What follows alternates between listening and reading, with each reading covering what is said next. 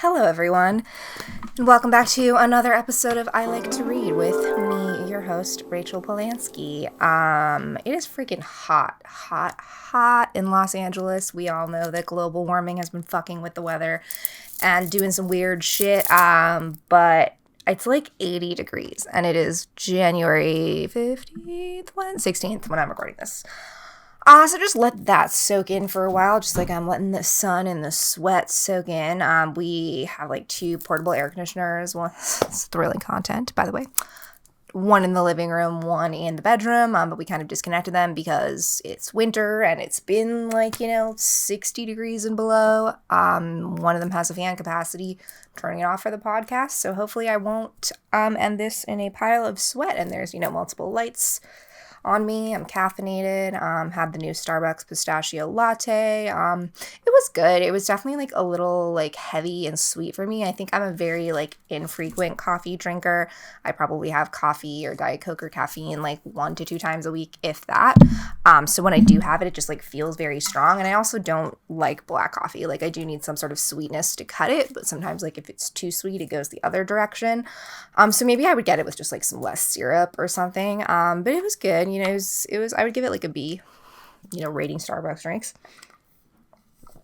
So before we get into the books from this week, I wanted to do something fun and change it up a little bit. And I thought, I have been a fan of like watching YouTubers and vloggers and, lifestyle, whatever people for like years and years of my life. Some of them I've literally been watching since like 2013, which is at this point almost 8 years, crazy. And they used to do, like the fall tag, like, do you prefer sweaters or cardigans, whatever. And we're not going to go that extreme, but there is, a bunch of fun, like book literary quizzes out there. And I thought it would be fun to do one and share it with you guys. So I will link it below. This is from the website bookbrowse.com. And it says, book lovers, what's your reading personality? Are you an eclectic, serial, exacting, or involved reader? Find out now by taking Book Browse's fun, fast, and not to be taken too seriously quiz. 7 questions in all. So it seems pretty easy. There's 4 multiple choice answers for each one. So I'll read you all the answers and I'll choose which one. Hopefully it'll be clear. I like multiple choice, but sometimes I find myself like, I love existing in the gray area. So I'm like, but I kind of want like both of the answers, or I want like part of each answer, but we'll see. So you've got an hour to spend in the bookstore library. Where do you start? So the first answer is either bounce around from section to section, browsing whatever looks good, chat with the bookstore staff to find out what they recommend, check out my favorite authors to see if there's anything new, an hour in the bookstore in my dreams. So I think I would probably, again, if I had an hour, that does feel like a long time just because the mind is always like zoom, zoom, zoom. And I kind of like always have on my radar like a want to read, I know what I want to read list. But that doesn't mean I can keep track of what all the authors are releasing like so very often. Actually, it'll be like, this author released a new book, and I'm like, wow, I had no idea. And I think so I would either check out my favorite authors or bounce around from section to section, but I feel like in bouncing around from section to section I can find my favorite authors, so I'm gonna go with bounce around from section to section, browsing whatever looks good. Next question. What do you look for when choosing a book? A book by one of my favorite authors, something a bit different or unusual, the next book on my to-read list, or I usually choose books that have been recommended to me by friends. So I feel like, again, it's a little hard. The next book on my to-read list is probably the most obvious answer because that's like how I keep track of what I'm wanting to read, and I have so many that I kind of just go in order. But on that to-read list means that there's probably books from my favorite authors, definitely some weird, different, unusual stuff, and stuff that's been recommended to me by people. So the next book on my to-read list encompasses all of those, so I'm going to choose that one. Question 3. You're in your local bookstore and you see that an author signing is scheduled for the following day. What do you do? Put it on my calendar. I love to go to these things even if I'm not familiar with the author. If I happen to be passing by at that time, I'll probably drop in to see what's going on. Check to see if it's one of my favorite authors. If so, I'll definitely try to go. Otherwise, probably not. It looks interesting, but the chances are I just won't have the time to go. Author signings and book events, in person. What a day of the past. I don't know when this quiz was created, but definitely pre-COVID. I'm not as good about like going to author events and exploring them for people I don't already know. Of course, I read pretty much all the books I read are by authors I'm unfamiliar with, but I generally like to have at least known about them or know a little bit of their work before I attend their event, just so I can appreciate the work more. So I would probably check to see if it's one of my favorite authors, because I would go if I already kind of knew them, and then if it wasn't, I would probably not, but it also leaves a little bit of wiggle room in that question, so I'm going to answer that. Question 4. Which of these quotes appeals to you most? It's the mark of an educated mind to be able to entertain a thought without accepting it. Aristotle. When I get a little money, I buy books, and if any is left, I buy food and clothes. Erasmus. Choose an author as you would a friend. Wentworth Dillon. Read the best books first, or you may not have a chance to read them at all. Henry David Thoreau. These are all great applicable quotes. I'm immediately drawn to the first. It is the mark of an educated mind to be able to entertain a thought without accepting it. Just, to be able to understand and see and absorb all these other cultures and take in these thoughts just because you don't have to accept it, but you're entertaining it. So it's pretty simple, and I am immediately drawn to that one. Oh, didn't actually select it. Moving on. And next, question 5. You've heard about a book that looks like it may be good. What do you do? I'll probably spend some time asking friends or visiting websites to find out what others think of it, because half the fun of reading a good book is finding it in the first place. Very true. I don't have a lot of spare time, so most of my information comes from a handful of reliable sources. If one of them says it's good and it looks interesting, I'll probably buy or borrow it based on their advice. If it's an author I've enjoyed in the past, I'll probably just buy or borrow it without any more research, as I know I like the author. I'll check it out online and try to read an excerpt and some more reviews, as too often books don't live up to the hype. I feel like I'm torn between the eclectic and the exacting one, which is kind of ironic because those are foils, but again, living in the gray area. So I feel like I like to sort of look at the book sort of initially, just like the cover or the author, maybe read like a little bit about it, but I also don't want to read too much about it, especially if I like buy it or put it on my want to read list and then I don't get to actually read it till a few months later, and then I kind of like forget what it's about unless it's super hyped up. But I think the most applicable answer here is if it's an author I've enjoyed in the past, I'll probably just buy or borrow without any research. Usually I'm kind of like, it may not be their best work, but I'm familiar with their work and I like to support local in the sense that, going back to the same small business, the same author, if I enjoy their work as much as I can. Question 6. You finished your last book. What do you do? Reread my favorites until I find a new book to enjoy. Look up the list of books that I've been wanting to read and order one. Check around house. There's sure to be something interesting I haven't read yet. Call up a friend and see if they've got any books that they can recommend and or lend to me. So I feel like I'm torn between either look up the list of books I've been wanting to read and order one. The sense would then be borrow one. But I think I have to go with check around the house. There's probably something more interesting that I haven't read yet. That's probably true for a physical copy, but also, as you know, I have quite a few books on my Kindle that are waiting to be read, so I would check around the Kindle probably. So I'm going to have to go with that one. And our final question. Your friend's having a birthday party and you've decided to give him or her a book. What do you get? A book by a new author I've just discovered and maybe I can borrow it later. A book that's a bit out of the ordinary, but I think he or she'll enjoy. A current bestseller that I think will suit him or her. A book that's part of a series that I enjoy. I feel like if you're gifting a book to someone, like you want to have some thought into it, you want it to be maybe something that you've already enjoyed and passing on to them, but if I'm already deciding to get them, like maybe I'll get them something a bit more out of the ordinary because like you're already giving them a gift and so it's a little elevated, and then if it's something even more out of the ordinary, I feel like it just makes it like that much more special but also meaningful to that person. So I'm going to select that. And drumroll please, we have completed the quiz. Click here to see your results. I am the eclectic reader. You read for entertainment, but also to expand your mind. You're open to new ideas and new writers and are not wedded to a particular genre or limited range of authors. Now, if you are familiar with the books we select on I Like to Read, and I think even the 5 that I'm going to talk about today will prove this, I definitely am an eclectic reader. I'm open to all kinds of things. Of course, I have certain genres and authors that I'm more partial to who doesn't, but I don't like to spread myself too thick. I'm okay with spreading myself thin in the literary genres. So I'd love for you to take the book browse reading personality quiz. I will link it down below. Feel free to comment or DM me or whatever. Let me know what kind of reader you are, and if you found this quiz fun. And just, we need a little bit more levity and excitement both on this podcast and in real life. So maybe we'll do some more fun. Oh shit! Sorry, audio listeners. We'll do some fun, more like content-y things before we get into the 5 books. But I thought, there was a time in my life, when I was, of course, addicted to the computer. I mean, we all are doom scrolling, whatever, but like as a young child, and it's like, I remember I loved taking quizzes so much because I'm like, this says so much about me, and I find identification in these questions. And maybe we'll do some more quizzes next week. Maybe we'll do like a test your knowledge type thing. That could be pretty embarrassing, honestly. So, anyways, we will get started on the books we're talking about this week. The first one is Black Book by Mateo Askaripour. Thought I had to burp. Excuse me. No, maybe I do. Yep, sorry. Black Book is described on Goodreads, and I kind of, again, like read this also because it was being touted as like one of the best new books of January, and got it from the library. For fans of Sorry to Bother You and The Wolf of Wall Street. And I will say I'm not a very big Wolf of Wall Street fan, but I'm definitely a big fan of Sorry to Bother You.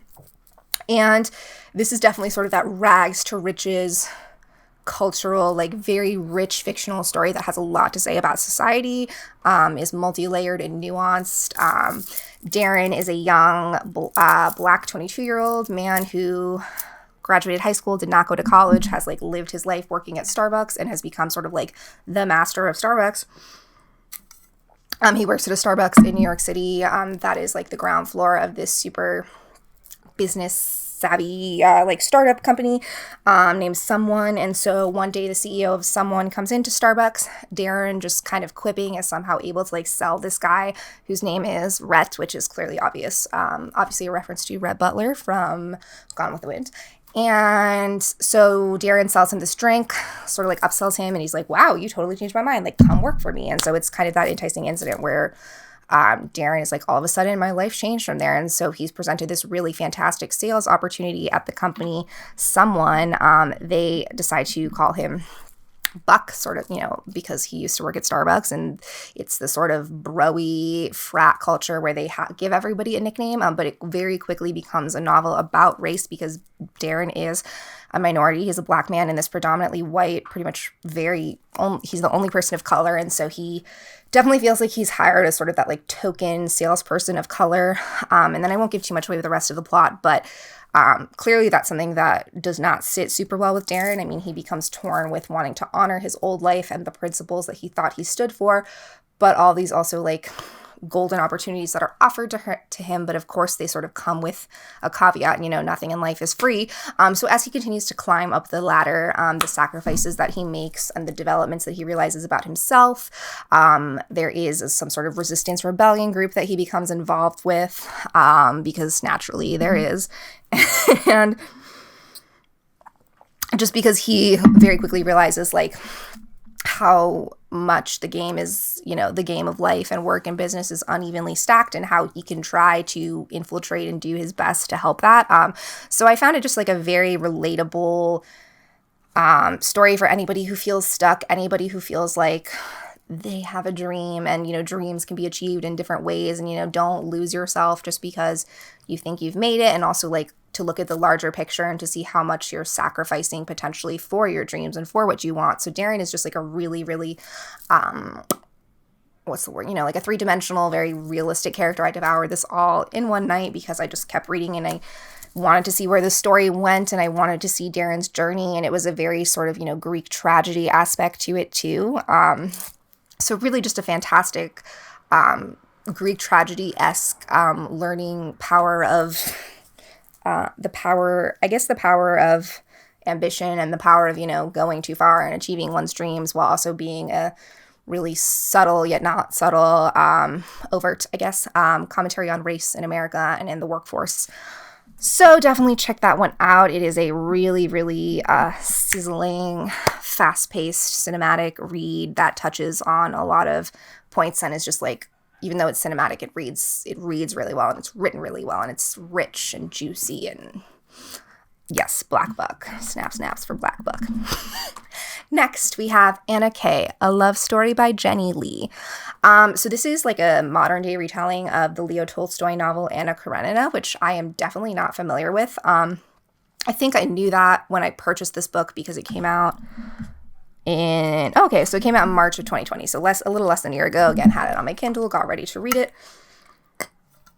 And I don't think I kind of remembered, but then as soon as they started having characters named like Count Vronsky, I was like, yeah, there's got to be some sort of literary component to it. And then I didn't want to look up the story of Anna Karenina because I didn't want to spoil it for myself. I think this is a really fun young adult novel where the characters are clearly sort of living this Gossip Girl, like otherworldly life, you know, when 16 and 17-year-old kids just spend money because their parents give it to them and they don't understand that like everything is not going to last for, they just live so in the moment that they're like, I'm just going to charge these $1,000 boots and I'm rich and my mom doesn't care. But also like, just because that's kind of how they appear on the outside doesn't, rich people have problems too. And I think it really seeks to humanize these Gossip Girl sort of stereotype people, who always, have to be perfect, but have their own love stories. And there's a love triangle with Anna and Count Vronsky and her old boyfriend.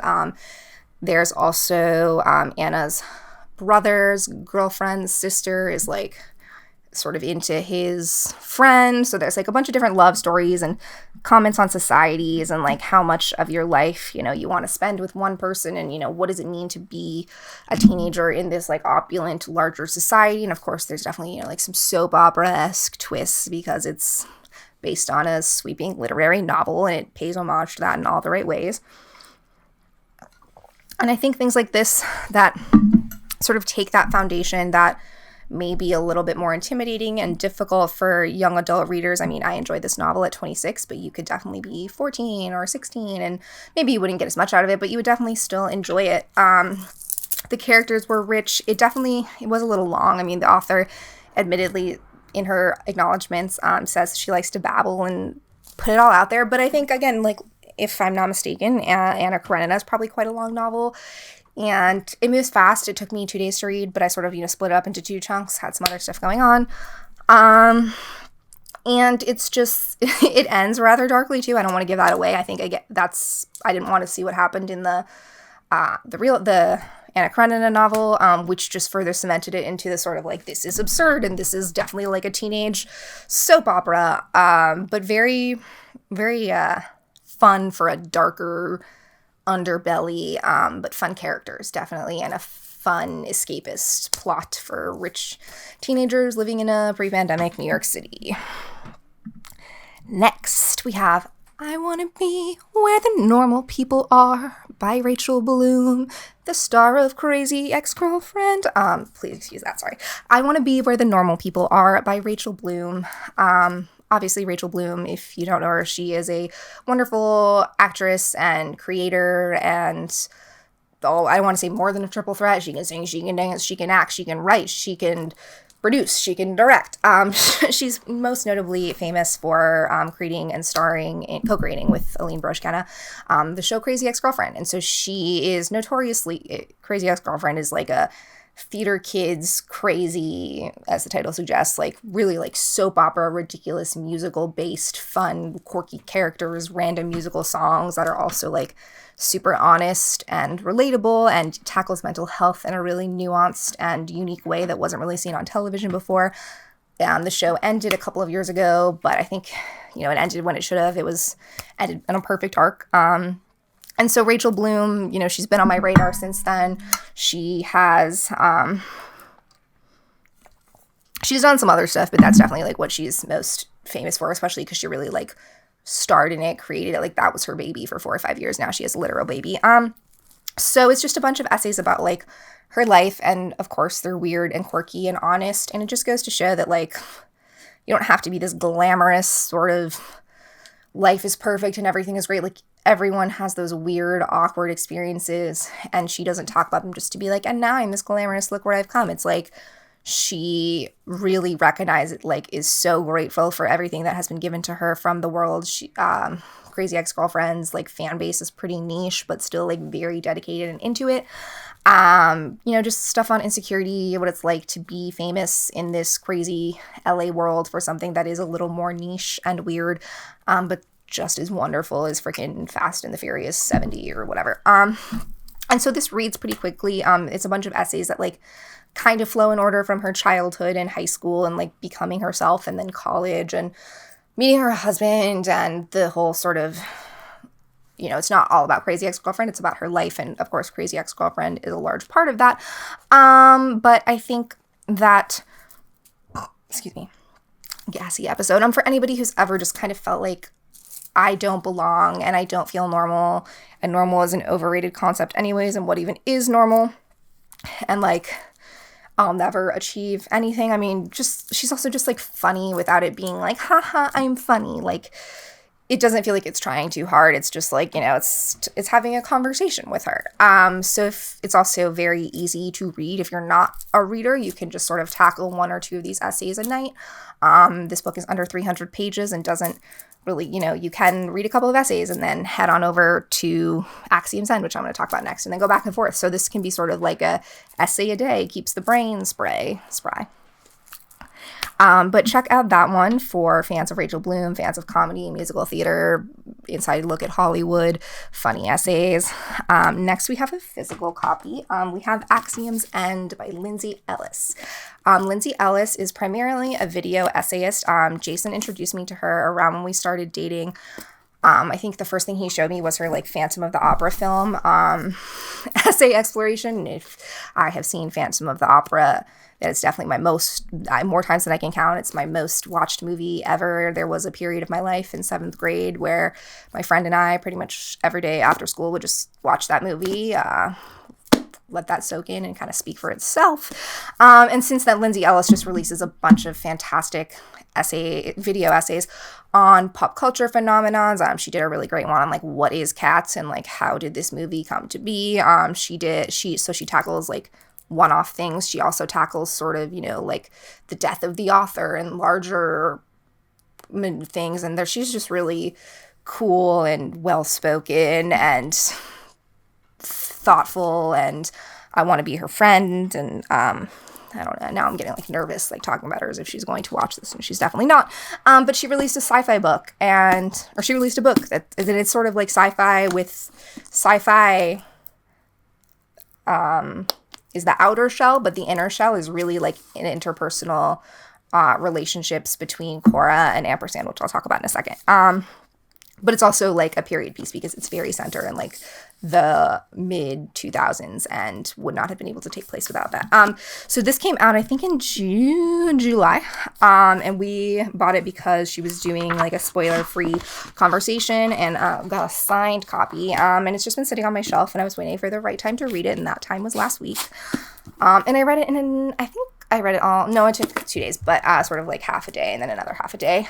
And this was just like a really, really great escapist book. Like, it was refreshing. So our main character, Cora, finds out that aliens are real. Ampersand is this sort of like her sister, basically Cora's like sister is sort of, no, not her sister, her aunt is involved with like the CIA and sort of like government alien relationship things. This all takes place in 2007, and basically it's revealed that like the government knows that there are aliens and they've been on Earth, and Cora, our main character, who's a young woman, she's about 21, somehow becomes like embroiled with this due to her family. This alien Ampersand, it bonds with her and injects her with this sort of whatever, I think it's like a vial injection thing. She becomes his interpreter. So they have this immediate sort of, she can't go anywhere without him. She is his literal voice. But then the way that she interprets and gets to know his thoughts and gets to know this otherworldly creature is really the heart of the story. Of course, there's the larger sort of 2007 timepiece with, how the fictional Bush and government are reacting to the potential that there are aliens, how the world is dealing with that. Especially Cora's father is the one who actually revealed that there were aliens, so that's kind of how she became embroiled in the whole things. Also just sort of what it means to be a human and what it means to be an otherworldly creature, and the sort of favoritism that comes along with it. There was definitely a lot of like Arrival in it. There was definitely some E.T. in it. I know that Lindsay likes to compare herself to Hank Green and the Green Brothers, and I can definitely see some of that, but I think it also just like is a really niche look at the 2007 and the mid-2000s era that hasn't really been done too much. She also released a great video on like the music of the 2000s and like early Iraq War era, because there's a lot of like Green Day and fun cultural Easter eggs in this. It's just really entertaining. It moves really quickly. She packs a ton in. There's so much world building because there's Ampersand, our main alien extraterrestrial, but I won't even get into all the other creatures and worlds that Ampersand introduces us to. This is going to be a series, so I think she's already written the second one that's coming out at the end of this year. There's a third one on the way. So I'm really excited to sort of get into a new sci-fi-esque universe. I'm excited to see what comes next. Of course, I'll continue watching Lindsay's video essays, but I think it's really fantastic that something that I think she's worked on for a really long time, and you can clearly tell the passion and work and intentionality that went into this one. So I'm excited to see what comes next, both for the books and for on the web, but good job, Lindsay. And lastly, we have Please See Us by Caitlin Mullen. So Please See Us is about these young... actually, not even young. Our main characters are two young women. One is a psychic. She kind of, sort of like fake, like psychic hand reader, palm reader type character. But she does continuously have these like weird, spooky visions of these dead women in the marshes. This takes place in Atlantic City. Her name's Clara. And then there's another character named Lily who sort of shows up working at this casino. This casino in Atlantic City. Their paths intersect. And while they have completely different lives, their stories are sort of spliced in between these Jane Doe stories. And so we find out that there's at least 5 or 7 dead women sort of in the marshes. We don't know who killed them, but we get to sort of hear their stories as they became those women, who they were before they became those dead bodies.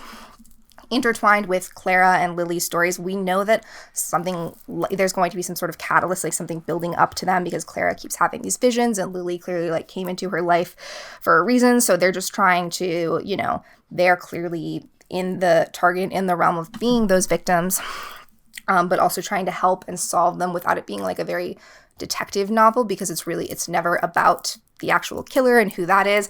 There are a couple of sort of red herrings, but it really becomes about the relationship with these two young women, their different paths, but how their paths intersect, how the lives of the women who were dead can be honored and sort of looked on in a larger sphere. So it's definitely, it's weird, it's true crimey, but also very thought-provoking and sort of inner workings of two young women. And sort of, what Please See Us, the victims who are really behind any sort of, why do we talk about Ted Bundy, but we don't talk about his victims? And so Please See Us, please see the victims. This is a PSA.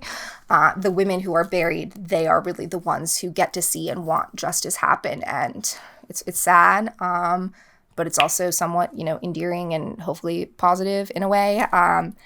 So it's like definitely, it's darker, but it's thought-provoking and it's mysterious, and it has some, I feel like it has to be somewhat inspired by the Long Island serial killer, where there was a bunch of women in Long Island and they still haven't found that killer, who sort of just mysteriously vanished, all kind of showed up.